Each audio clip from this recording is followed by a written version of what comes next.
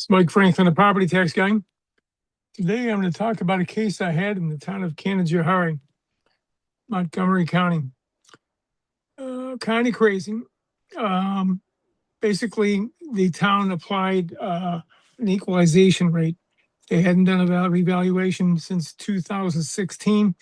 My client recently purchased the property.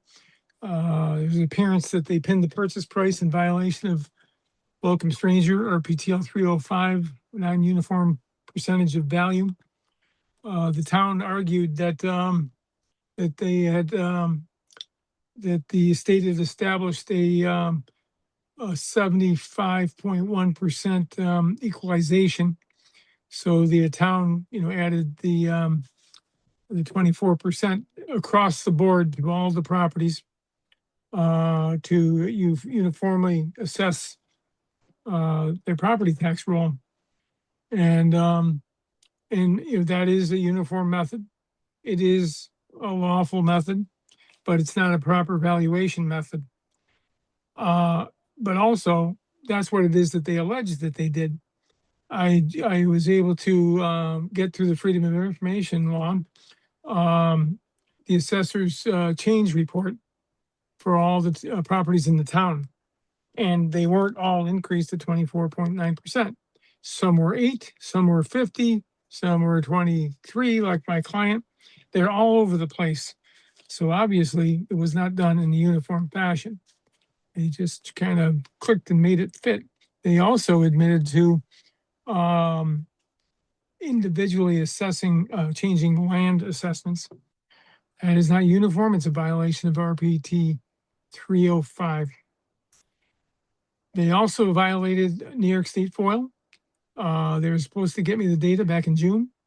I didn't even start getting any data until the end of the day before the hearing.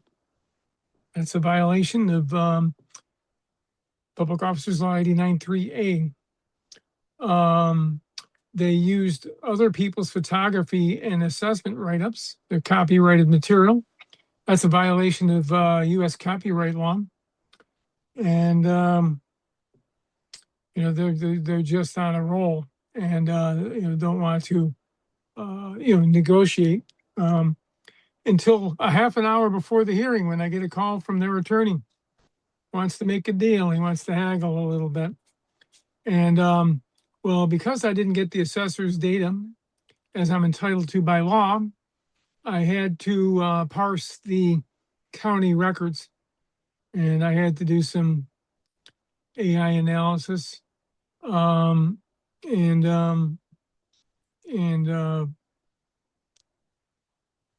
place all my arguments but have it pull the data and analyze the data for comparable sales adjusted for unequal, which is the proper methodology. Theoretically, an argument I made is that they had no lawful basis to change that assessment from the previous 356,000, I think it was 350,000, 55,410. So I was going to argue that. I was also going to argue that their cost valuation report came out to 67,400. Now they're going to say that that's old data, but that's kind of the problem with this entire scenario is they're using old data from prior to COVID, and a lot has changed since COVID. So their methodology is arbitrary and capricious, and whereas applying an equalization rate to previous assessments makes their job easy. A computer can do that in a matter of a few seconds, but it's not a proper valuation method. And the taxpayers provided these people with money under the assumption that the assessment job would be done properly. And this is not the definition of proper. It is the definition of improper. And when you get paid to do a job and you don't do it, it's called fraud. Contractors that do that go to jail.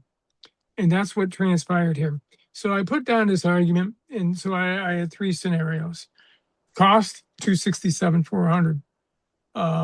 Revert the assessment because they violated the law, $355,400.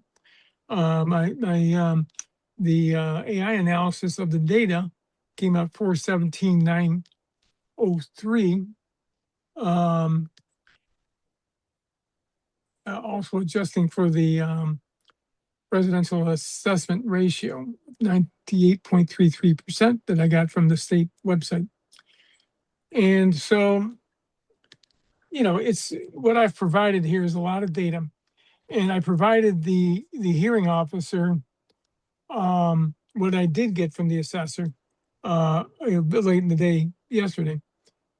Her comparable sales report, none of the comparables were in the same property class, so they're not comparable. Same thing with the comparable assessment report. And it was just ridiculous. And but I also got the cost valuation report, which looked like a legitimate report. But exactly when it was produced, would, I suppose, require an adjustment for current construction costs. But of course, that wasn't done. And so the assessor, by law, is presumed to be correct, even though I have a laundry list of things to establish that they can't be presumed to be correct. So I would have looked to have overcome that burden of proof by demonstrating all the improper methodology. But then I had to come up with what the value, should be. And that was difficult because the assessor wouldn't give me the data. So I had to use the county data. And so I'm comparing comps that's impossible to compare. You need to know the properties. And so what the county data suggested is that even though all the things that the assessor did wrong, the figure wasn't significantly inaccurate. But do the ends justify the means? They're paid to do this job properly, and this was a farce. This entire thing was a farce.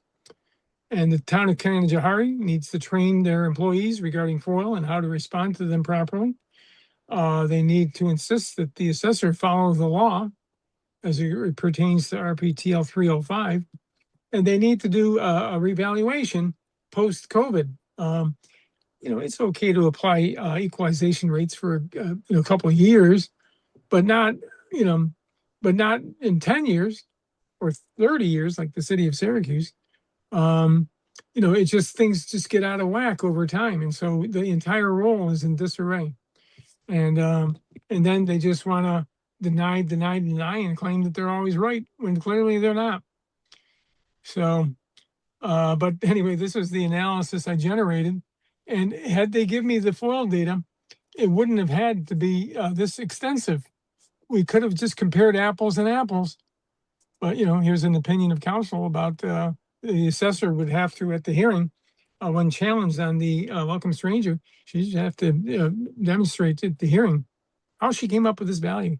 And she would have a struggle doing that because all she did was multiply it times the, and I don't think she was a part of the initial valuation or the initial revaluation. So she has no idea what's going on with this data. Cost, excessive, unequal, blind adjustment, and prayer for relief. And so anyway, the assessment was 442,100. And so I stipulated to 395, I think it was 356. It was like a $46,700 reduction. To tell you the truth, I don't have enough data to know whether or not that's fair or not. But I stipulated to it because I didn't think the hearing officer would even read any of this stuff that I have here. And if he did, he wouldn't comprehend it. And so I stipulated, but it's pretty sad that all these violations of the law boil down to a $46,000 reduction. They need to correct what the heck they're doing and do this job properly. But I had no idea what the hearing officer would do. I didn't think he would read all this and comprehend it.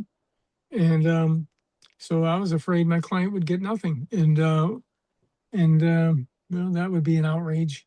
That would probably require litigation. And I think my client just wants to go on with his life. And I'd be happy to fight this thing to the end. But I don't think that that's what they want to do. There's a very small percentage of people who are willing to go all the way, and I'm willing to go all the way if they want to go all the way. But some people just want to move on with their lives, and so they have to absorb this kind of abuse. And and you know, I can bark at the moon all I want that these people are incompetent and violated the law, but it's not going to help me in a SCAR hearing, because SCAR hearing is about getting to a figure, and the hearing officer just doesn't care. And I, and that's the law. I don't blame them, but the law just doesn't incorporate, what is, right. And so what you end up with a figure that's legal, and that's what it is we have. This is Mike Franklin, the property tax guy.